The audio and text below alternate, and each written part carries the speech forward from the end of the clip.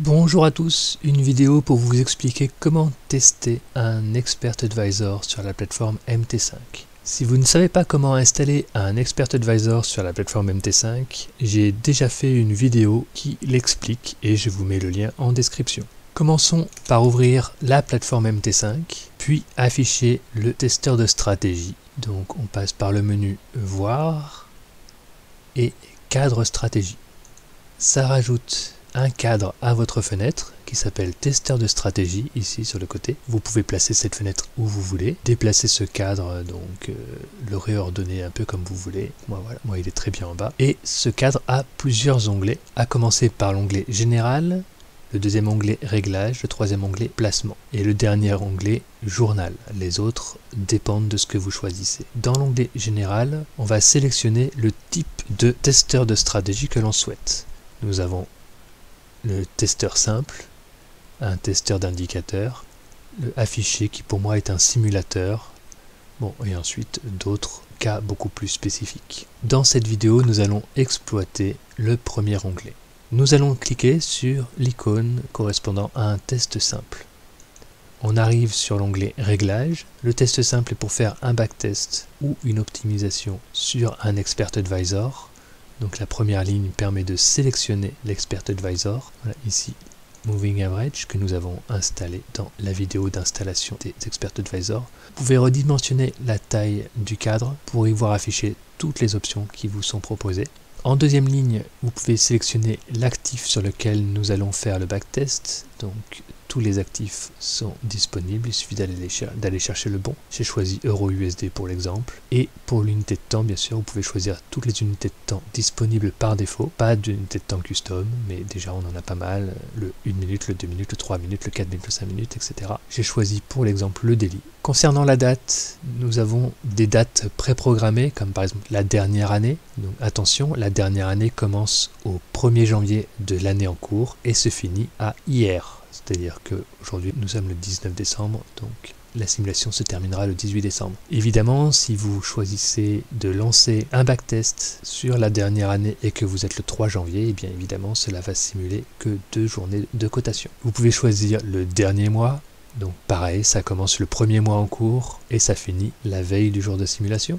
Vous pouvez choisir tout l'historique disponible, ça je vous le déconseille parce que c'est vraiment très très long.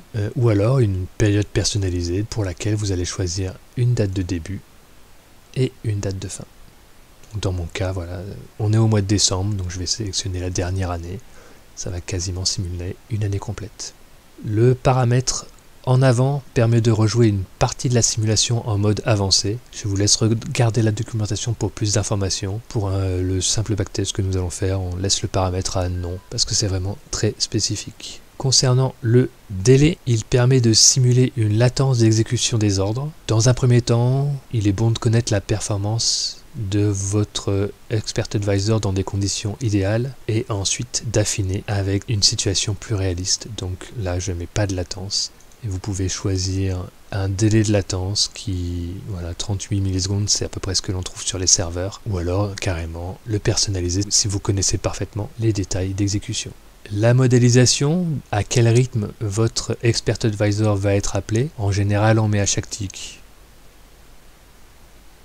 Vous avez plusieurs choix, ça dépend vraiment du type de stratégie que vous avez mis en place. Si votre stratégie permet d'avoir un appel seulement à chaque nouvelle bougie, eh bien forcément les calculs seront accélérés et votre simulation durera moins longtemps. Dans le dépôt de garantie, vous pouvez spécifier un capital de départ, la devise de votre choix, et vous pouvez aussi bloquer le levier. Si jamais votre stratégie prend des positions proportionnelles au risque, eh bien voilà, vous pouvez bloquer ce risque par le levier si vous le souhaitez. Et ensuite, une optimisation qui est désactivée par défaut. On va voir dans l'écran suivant ce que cela permet de faire. Et justement, on y va. Après l'onglet Réglages, l'onglet Placement. Dans l'onglet Placement, vous allez retrouver tous les paramètres qui sont liés à votre Expert Advisor, avec une première colonne Valeurs dans laquelle vous spécifiez les valeurs que vous souhaitez, et ensuite 3 autres colonnes qui sont liées justement à l'optimisation. Donc si on revient sur l'onglet Réglages, et que l'on dit que l'on veut une optimisation lente, pour avoir l'exhaustivité des simulations. On vous demande quel est votre critère de performance. Donc en général, on souhaite avoir un capital le plus gros possible. Donc c'est solde max. Et ensuite, si je reviens sur placement, on peut voir maintenant qu'il y a des cases à cocher qui sont devenues modifiables. Par exemple, si je prends le dernier paramètre, le shift, je souhaite tester le shift de 0 à 10 avec un pas de 2, ce qui veut dire qu'on va tester les valeurs 0, 2, 4, 6, 8, 10, ce qui fait 6 simulations. Ensuite, je vais vouloir modifier la période de la moyenne mobile en la faisant varier de 5 à 50 par palier de 5. Et donc ça me fera 10 simulations. Donc en tout, je vais avoir 60 simulations.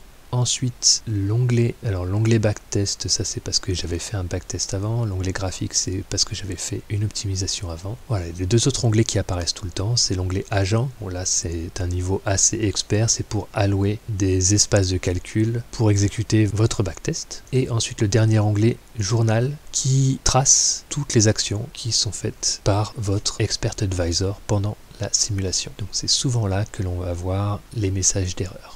Une fois que j'ai spécifié les bons paramètres dans l'onglet réglages avec l'expert advisor, là où je voulais faire le backtest, et dans placement les paramètres que je voulais simuler, il me suffit de cliquer sur démarrage. Donc le résultat immédiat parce que j'avais déjà fait le calcul juste avant. Et on observe les résultats suivants. Un tableau avec le résultat des 60 simulations, numéroté de 0 à 59.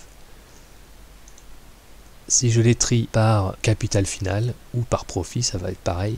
Voilà, j'observe que le meilleur résultat a permis, avec un capital de départ de 10 000 euros, de finir à 13 026 euros, donc avoir un profit de 3 026 euros. Quant à la plus mauvaise simulation, elle a fait perdre 1 450 euros. Pour les autres colonnes, eh bien oui, le profit, donc évidemment, c'est le profit qui a été généré par l'expert advisor, le nombre de trades qu'il a pris pendant la période de simulation. Le remboursement attendu, c'est juste le gain moyen par trade. Voilà, donc comme là, il y a eu 11 trades, 3 000 euros, il a simplement fait 3 000 euros divisé par 11, ça fait 275 euros par trade. Le pourcentage de chute, donc c'est le pourcentage de gain ou de perte. Et ensuite les paramètres qui ont été utilisés pour cette simulation. Donc pour la simulation 13, c'est la moyenne mobile 20 avec un moving shift de 2. La deuxième simulation la plus performante, c'est avec une moyenne mobile de 50 et un shift de 6. Et la plus mauvaise simulation est avec une moyenne mobile 50 et un shift de 10. Et en haut, vous avez un nuage de points qui correspond à toutes les simulations. Comme on a spécifié comme critère le capital final, et bien voilà, en abscisse, vous avez le numéro des simulations et en ordonnée, le capital final. Donc on voit 2 simulations qui sortent du lot, un peu plus de la moitié des simulations qui ont fini positives et donc un peu moins qui ont fini négatives.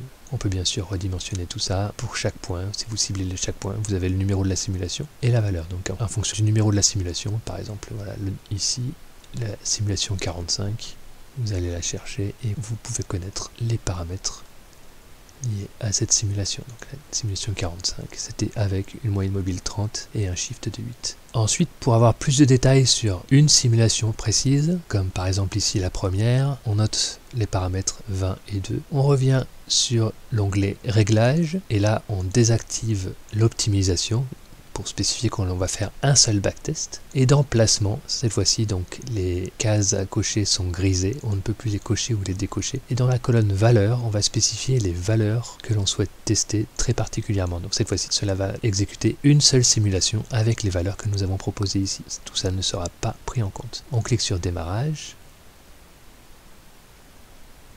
Voilà, ça va durer quelques secondes puisqu'il n'y a qu'une seule simulation. Voilà, cette fois-ci nous avons un onglet backtest avec beaucoup plus d'informations, voilà, des graphiques qui nous permettent de mieux analyser les résultats. Les choses importantes, c'est voilà, la première ligne, la qualité de l'historique, on voit 100%, donc il n'y a pas eu de saut ou de cotation pendant cette période-là. Il y a eu 250 jours analysés dans beaucoup de ticks. Voilà, un dépôt initial à 10 000 euros, un profit net à 3 026 euros comme on avait tout à l'heure, et donc plein d'autres informations que je vous laisse apprécier. Et dans la partie haute, un graphique affichant les détails de la simulation, donc avec toute la prise de trade et les indicateurs qui étaient liés à la simulation. Donc ici la moyenne mobile 20 avec un shift de 2. Et vous voyez toutes les positions de trading qui ont été faites. Voilà, donc on peut revenir évidemment jusqu'à début janvier. Ça ne sert à rien de revenir avant puisqu'il n'y aura pas de prise de position, mais depuis début janvier, voilà les positions qui ont été prises.